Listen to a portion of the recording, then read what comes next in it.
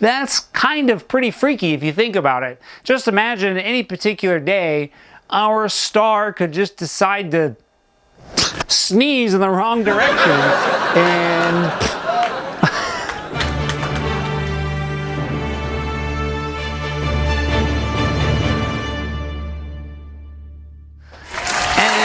Welcome back to another Chris Yeti's news review. This week we have lots of information to go through, so you won't want to miss any of it. Stay tuned, folks. It's good. This is it, folks. Trump is coming back to the main platform. Looks like he's going to be officially running for president in 2024. I mean, it's pretty obvious why he's doing this. It's pretty much to stay out of jail or have any kind of complications with running into these, I don't know, numerous of trials that he's going to be exposed to in the coming months. Look, I don't feel one way or another about this guy. He didn't really do anything in particular that ruined the country. So, you know, if he wins again, it's just another white guy in the office. I don't think it's going to be that big of a deal. But of course, you have people that are going to lose their minds on both sides. It's amazing how the president of the United States impacts so many people at an individual level. When the president of the United States doesn't impact your day-to-day life and you spend more time obsessing about who wins or loses, while I will say on one hand that he did a lot of trolling to the US, he also didn't necessarily unravel everything. He pushed the boundaries, he pushed the limits, he did what he did as a businessman, and a lot of people hated it, some people liked it. I've never seen more interest in drama from the White House than when Trump was in office. Now that Grandpa Joe is in office, it's been kind of stale and boring. I mean, every once in a while we get to see him trip up the stairs, but, you know, when's the last time that's happened?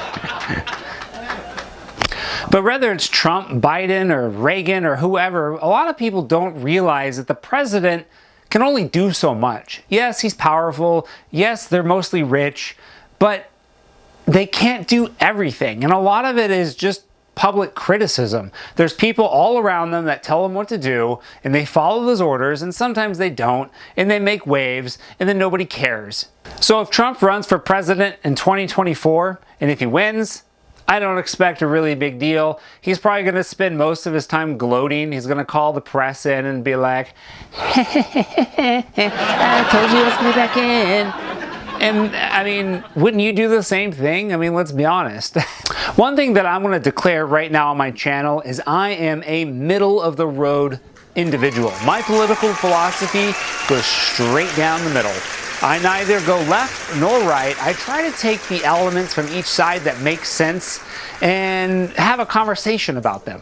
But one thing I don't like to do is to take sides just based on emotional favorites. The majority of people who vote for a president treat it like it's a sports team. You know, whether it's the Denver Broncos or the LA Lakers, they sit there and cheer them on no matter what they do. Their supporting group will die for them, it seems like. Don't let that make you a victim in this situation. Always approach things skeptical. Always approach things with a grain of salt. The more you do that, the better you'll be able to appreciate and evaluate what's going on objectively. And the important question here is, does it matter? Say it with me, folks.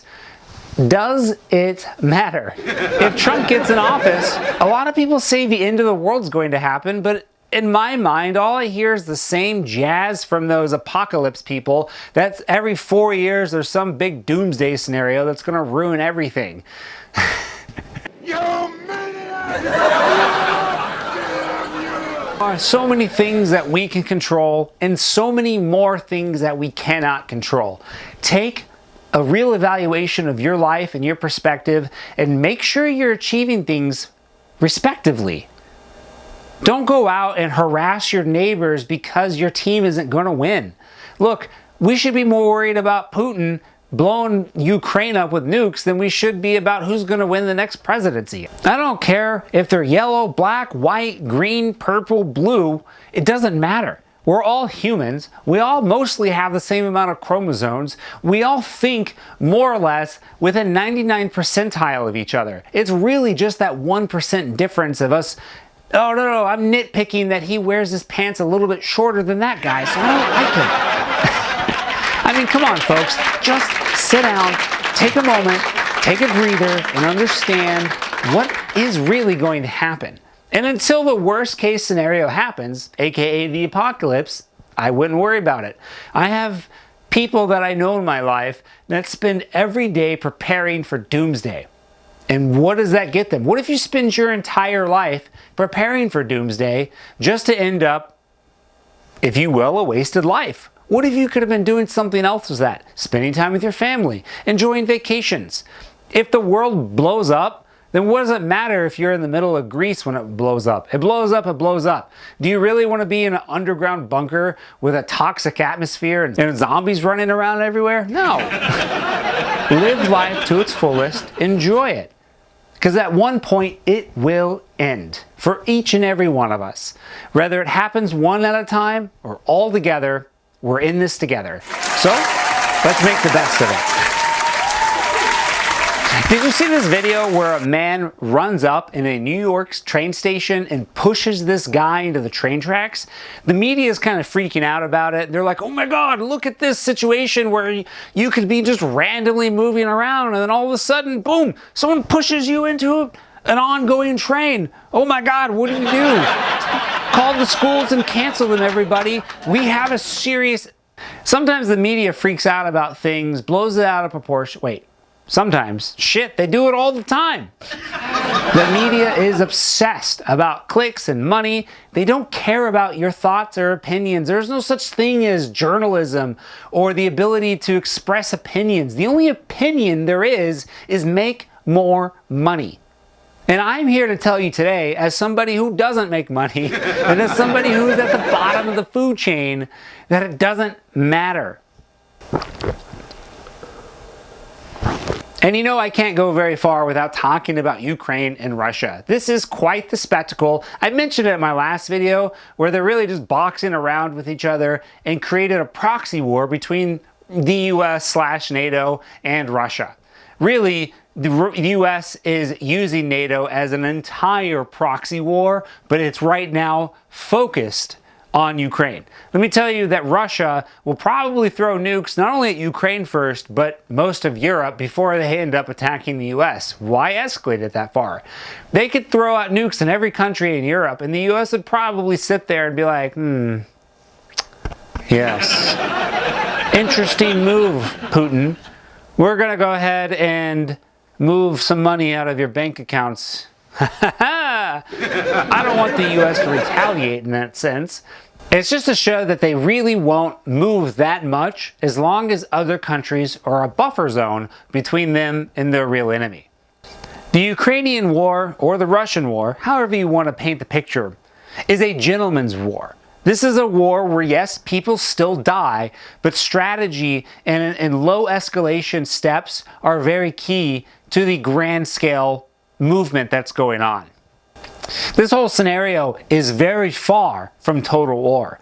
Once you get into total war world, the level of sacrifice goes up exponential. The level of commitment goes up exponential. And right now, all you hear about is Russia taking over city, Ukraine taking over city. Russia is attacking Ukraine with a lot of weapons, but let me tell you that they are incredibly reserved with what they're doing. I'm sure that they could step it up with different weapons, but they've realized that the more that they put artillery barrage in one city, the US sends countermeasures to them to complicate the war measures. And which again goes back to my question from last week. Is it really critical for the Ukraine to stand up against Russia and sacrifice their people just so Russia can't tax them? Russia's not going to change the name of the country. They might install a different government, but somebody tell me, what is going to be the difference when Russia takes over or doesn't take over? Other than just another movie that can come out and celebrate independence. Independence from what? You're a landlocked country. You're going to deal with crazy ideas from other countries, and just Russia's the biggest, but that doesn't mean the other ones aren't a threat either. At some point, we're noticing certain levels of escalation, okay? What we don't want to get to is go from here say, artillery strikes on a military base to nuclear weapons in a civilian industry. There's a lot to happen in between these two phases, and we just have to wait and see how it unfolds. But quite frankly, I'm just predicting Russia to eventually take over Ukraine, change out the government, and then they're just largely going to try to disappear so the people kind of forget who took over. It's like a corporate takeover. If somebody rich enough decided to go buy McDonald's and change the leadership of McDonald's, but then retreat to the darkness, so everything keeps operating exactly the same, and then make small changes over time. But again, people of Ukraine, realize that you're throwing away lives for something that's a very minute difference. These people don't have to die. Russia doesn't have to invade. Ukraine could have came to the negotiation tables, and instead they decided to sit there like a 12-year-old hipster who thought they were too cool and too proud to come to the negotiation table. And now look at the predicament they're in. And in astronomy news, there's been reportedly a star that has blasted away the atmosphere of its local planets that are orbiting it. That's kind of pretty freaky if you think about it. Just imagine any particular day, our star could just decide to sneeze in the wrong direction and our planet instantly becomes a barren rock with no atmosphere, all blasting away into the abyss of the ether. Not to frighten folks at home, but that is a real possibility. And to go back to what I was saying earlier, don't be a doomsday prepper because you're going to spend your life obsessing about something that may or may not happen. Why worry about something that may not happen? And why worry about preparing for nuclear war or zombie apocalypse when the sun could just blow our atmosphere away? We're all screwed at that point. But next time you're at work in a meeting and everyone's freaking out about how the corporation is going to continue on to the next day, just remind them, there's some kind of supernova going on somewhere that's blowing apart everything in its path. And that brings us to our next segment, talking about celebrities. What's better in the world than to erase all of your problems thinking about famous rich people? Well, assuming that they're famous or rich. I guess they're all famous. If you haven't figured out already, I'm not a huge fan on celebrities. They're usually undereducated, over-entitled, spoiled, whining individuals who just, anytime they don't get their way, they scream and shout about it, and until the world either agrees with them or cancels them. You want to know two people that I feel like are on this list, well-deserved? James Corden and Kanye West. These two individuals started out with humble beginnings. Well, not so much Kanye West, but James Corden did. And they have evolved into two self-entitled pieces of James Corden, for example, this guy can't go into a public appearance without making a complete douchebaggery of himself. It seems like everywhere he goes, he's pissing off some patron or he's aggravating some group of people because he thinks he's funny in public and instead is constantly offending people. And not in the way of the cancel culture offense, but actually like the normal human offending that makes more sense than, you know, the cancel culture. One thing I want to talk about today is, here's a New York Times article that says, "You don't look anorexic." And then they show an obese person.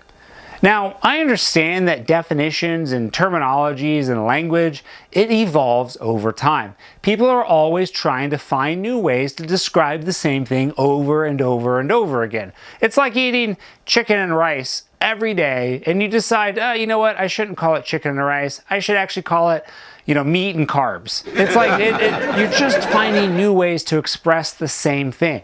So this idea of calling yourself something that isn't, you need to be happy with who you are. You are who you are. And if you weren't who you were, then you wouldn't be who you are. And this idea that we need to go around and put on a fake mask and be a different person just so we feel good about who we are at the end, and then to only tell ourselves that we're a different person to be ourselves, who we really want to be. It's this weird mind screw where you're constantly trying to be happy with who you are, but then you're constantly trying to change who you are. Look, folks, you can't do both. You can't say, I am proud who I am, and then turn around and be a completely different person than who you are.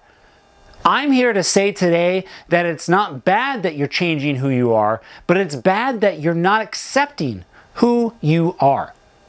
Whoever you are, at your core person, is who you always will be.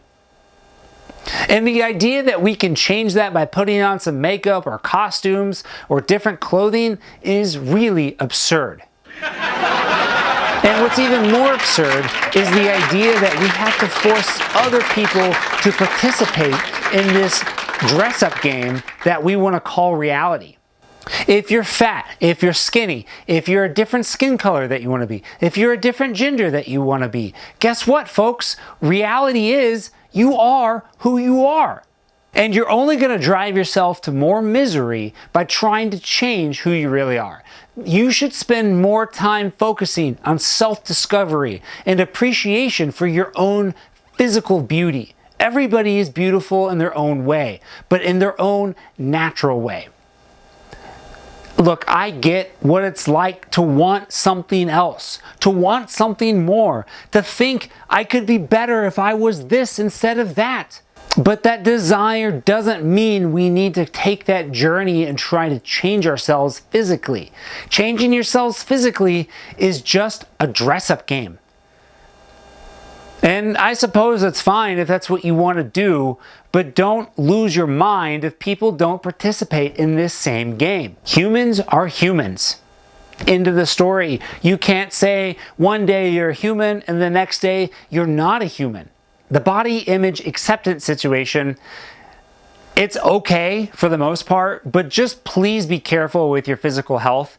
Yes, being too obese, there are reasons for that. If you just go on an island and starve, you're not going to stay fat. That is a simple physical mathematical formula. I know there are some people who have struggles losing weight or struggles maintaining different variations of weight, and everybody has a different approach, sort of, to the way that they can lose weight. But quite frankly, for the most part, it's just a large blanket of excuses to say, I haven't succeeded, so therefore, get off my back. I need you to get all the way off my back. And I'm going to go straight to the Lakers. All right, we got LeBron, we got Anthony Davis, we got Westbrook. I saw a video the other day where people were saying, give Westbrook a break because all this hate is scaring away his family and all this stuff. Look, man, the guy sucks at his job. He has gone downhill. He won't recover past his peak anymore. MVP Westbrook is over with. He's done. He'll never be able to top what he was 5 years ago. This has been proven last season. It's been proven again this season with the few games that have been played.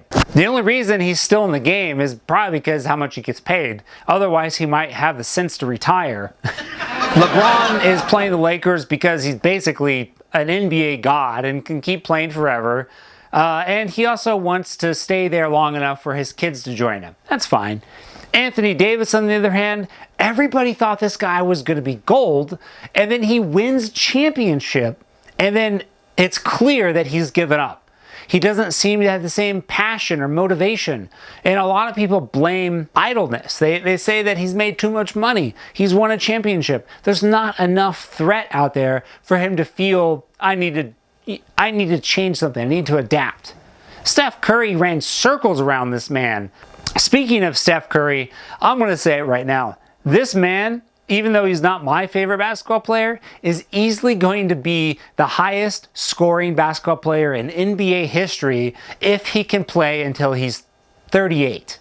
If he can play until he's 40, even better. I think LeBron James is approaching that #1 all-time scorer, but guys, Steph Curry is going to outpace that within 5 years, if not sooner. Steph Curry is still getting better. It's kind of insane how good he's getting to this day. And I think this might actually be Steph Curry's greatest year ever. And again, I'm not a Golden State fan. I prefer Lakers. I prefer Dallas Mavericks. Shoot, I even prefer Oklahoma City Thunders, usually over Golden State. But I can recognize and appreciate Steph Curry's talent. This man is amazing.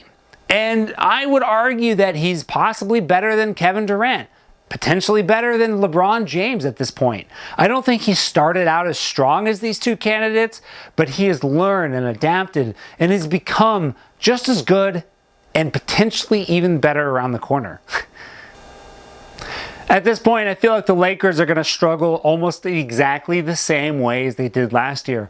Westbrook going 0-11 with his shots on the other day with the game, losing out to all 3 games that they've done so far. It's kind of the same story over, and everyone's losing their minds to why they're repeating the same formula. I don't know why LeBron wants to double down on Westbrook. I think part of it is because he chose Westbrook, and Westbrook's not working out, and there is truth in the idea of letting things work out. But can you guys let me know in the comments if you think it's actually going to work out with Westbrook? I don't think so. And I think that's going to go ahead and wrap it up for us today, folks. So until next time, cheers and good night.